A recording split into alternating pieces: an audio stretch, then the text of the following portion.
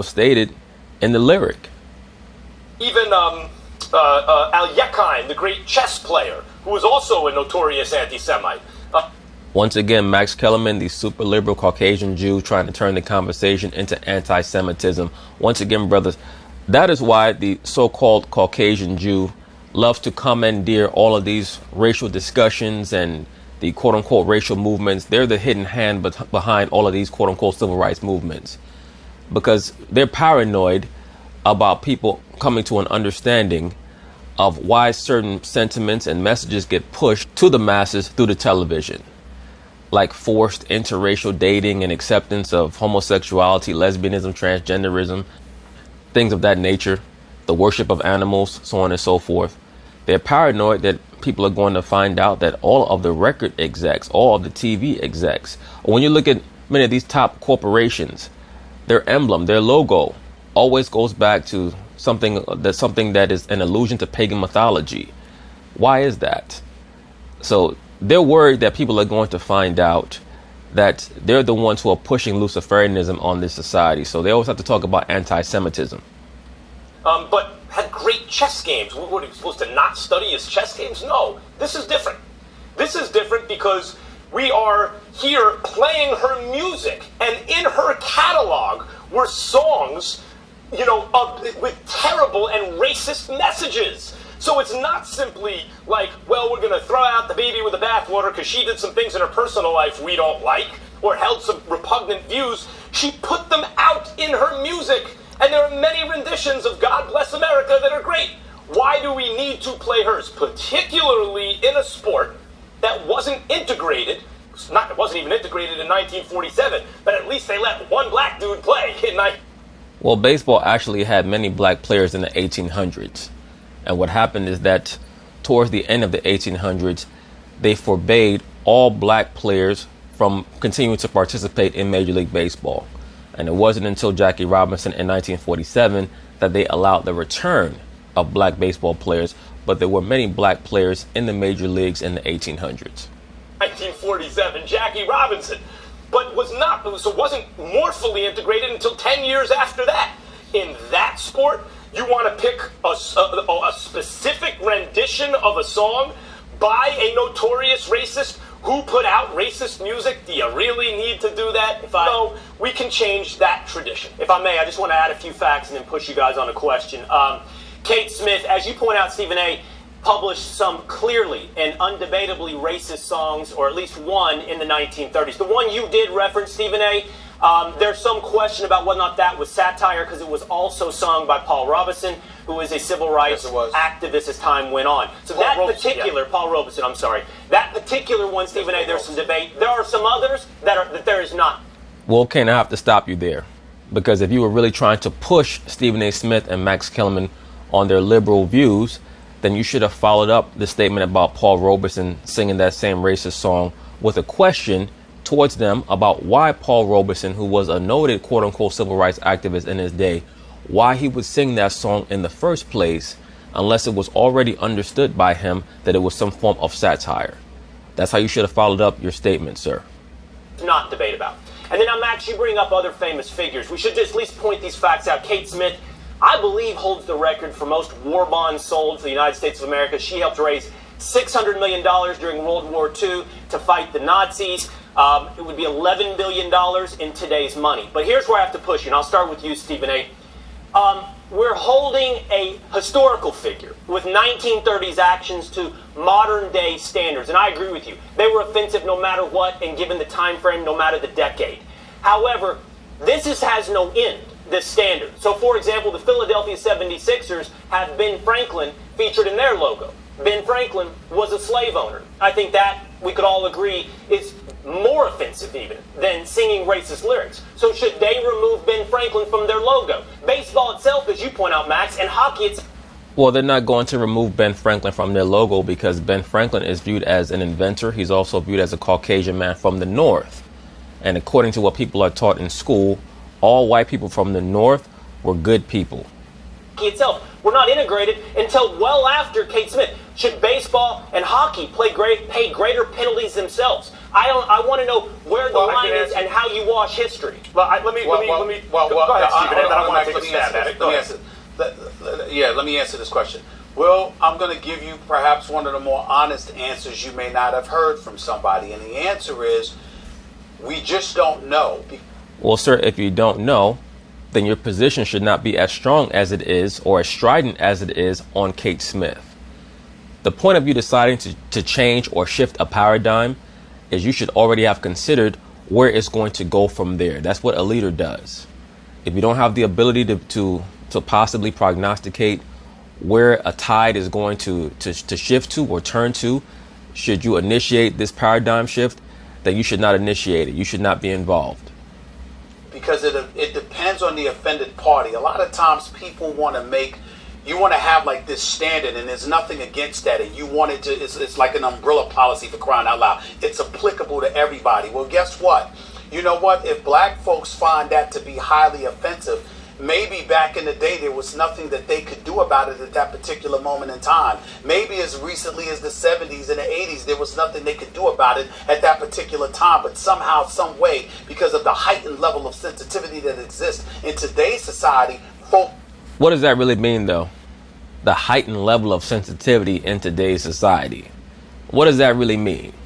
What that really means is that everyone is supposed to spend their entire life walking on eggshells. Now, keep in mind, Stephen A. Smith will be the same person who will rail and ramble on against quote unquote political correctness and everyone being so sensitive.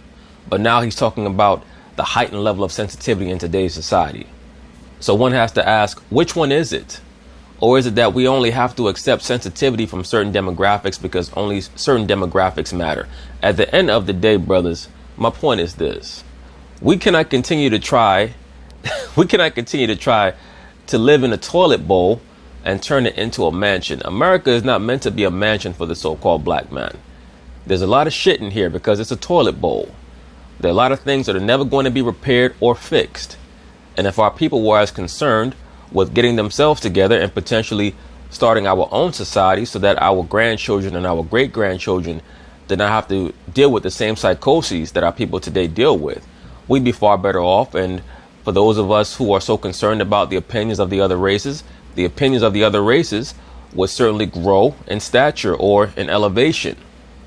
Other people will look at so-called blacks and say, oh, wow, they finally stopped worrying about what we think about them, and they're finally getting their shit together. That's the only way to fix this. It's not about going back to 1934 and Kate Smith, some fat white bitch, singing God Bless America, who also sang a song about darkies and all this other shit. I mean, who gives a damn? Folks are finally able to do something about it and absolutely took the opportunity to do just that. There's an individual, I think he works for the New York Times, by the name of Charles Blow, that was on the air just over the weekend, and he was talking. Now, let me say this, of course, very quickly. If at the stadium they were playing Kate Smith's song talking about darkies, then yeah, you want that shit scrapped from the record. You can't play that. But for somebody to sing God Bless America, and that version cannot play anymore because she also sang a racist song, I mean, come on, give me a break. Talking about, you know what, black people were alive back then too, and black people were highly offended by certain things that may have transpired. You just couldn't find yourself in a position to do something about it because society has. Let me say this also, because a lot of these so-called black people who want everybody to be so sensitive to blacks and the issues that our people have and how quote unquote sensitive our people are in general, you have to be very careful. Because if it were to start to be a tit for tat situation, I promise you, so-called black people are going to lose. Our people going to lose. Because you know there's always some white boy out there who's going to pull up FBI stats on who's raping who more and who's killing who more. And this is how circular conversations start that lead nowhere. So-called black people are not solution oriented. Our people don't really want solutions. They just want to bitch and complain to the white man, because the rapport between the Caucasian and the so-called black man in America is very similar to a corrosive or acidic relationship between a man and a woman, with the white man playing the man and the so-called black man and woman playing the woman. Where it's like so-called black people believe that they're not being treated well enough, but the Caucasian with him being the man and this being his house, his attitude is, if you don't like how I'm treating you, leave, because I'm not changing for you. And deep down in the heart and the mind and the spirit of the so-called black man and woman, they don't want to leave because they don't have the confidence that they're going to be able to build up their own society. They don't have the confidence that other so-called black people are going to be on board. So basically, our people feel like they're trapped here.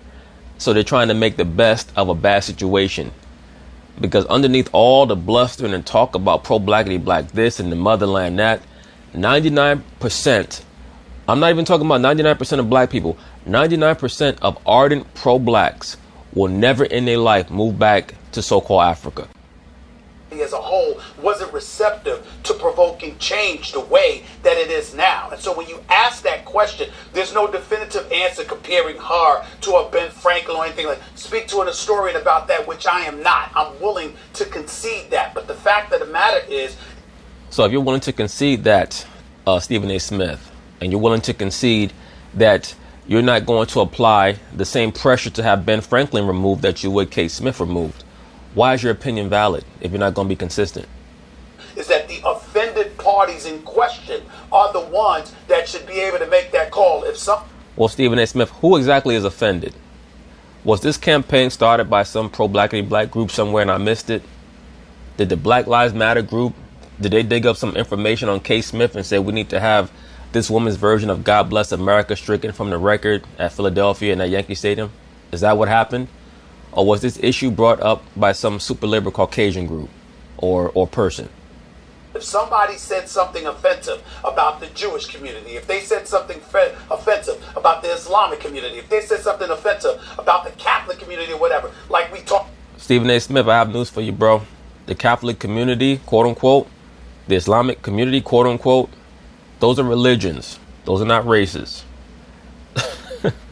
So-called black people, especially the wokey woke ones, they always step in a pile of shit when they start to speak about this issue because they don't even know what their race is. Our people confuse race with color with religion.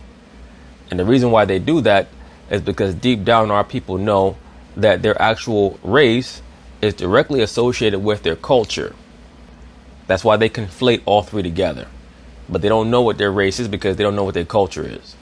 Talk about Catholic priests from time to time or whatever the case may be. You know what folks are going to stand up and say? The Catholics are going to stand up and say, let us judge them. The Jewish folks are going to stand up and say, let us judge them. You know, everybody, it's all dependent on the offended party. This is what I would say. Black folks are of the mindset that this is offensive. That is all that's needed.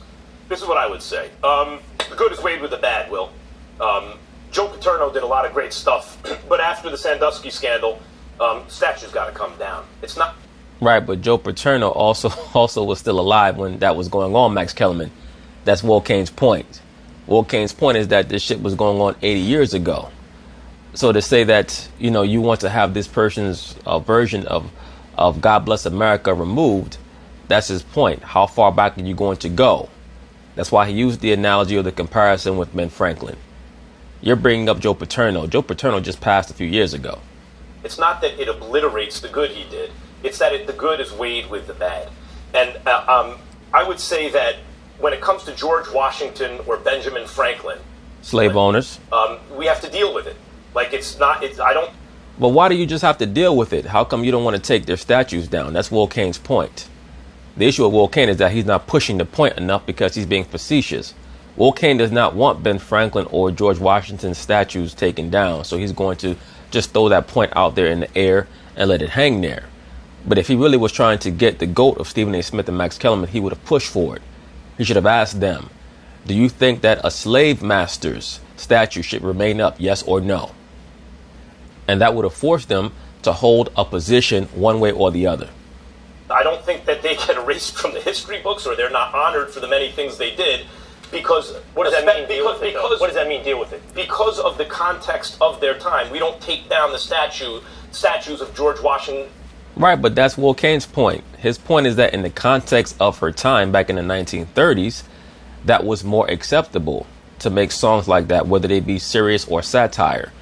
That was the point of him bringing up that Paul Robeson also re-sang that song. It's very difficult to contextualize, the times from 80 years ago. Or Benjamin Franklin. However, history is watching. So, for example, when it came to choose sides and there was a war fought over it, then the Southern Confederate generals should never have a statue anywhere in this country. I agree with that because what they did was treason. But that's not the point of this conversation. What you're trying to do is create a red herring so that you can once again get on your soapbox and push your fake super liberal Caucasian Jew bullshit. For their treason and for their fighting for slavery, they should be demonized in history and certainly never honored anywhere. The Confederate generals, they were fighting for the autonomy of the Confederacy, just as much as the life choice of being a quote-unquote slave owner. There were many so-called blacks who fought on the side of the Confederacy as well, especially black slave owners. That's not the case with Washington and Franklin. Now let's extend this to Kate Smith. The offended party at the time, African Americans. Can we get some news clippings of some so-called black people who were offended by Kate Smith? Because as of right now, it's just Stephen A. Smith and Max Kellerman claiming that so many blacks were offended by Kate Smith's song about jigaboos or pickaninnies, whatever the hell she was singing about. I have news for you. There are many so-called black women who are offended by the songs of these rappers. Should the rappers no longer be able to make songs? Had no say, had no voice, had no ability to stop those kind of songs from being popular. But history is watching. And just as she enjoyed great success and did many good things in her life, she is now paying because history has been watching. Once again, Max Kellerman, you're making Will Kane's point for him. Should Ben Franklin and George Washington statues come down because they were slave owners? And has its eye on her. She is now paying for it. So it's not a free ride forever simply because she got away with it early on. But here's the thing, and I think you're both actually advocating the same standard. And Stephen A., you put a fine point on it. You said basically when the offended party says so, even if the offended party comes decades later. And my point to you is this, then nothing will survive. Nothing will survive because I agree with that, sir.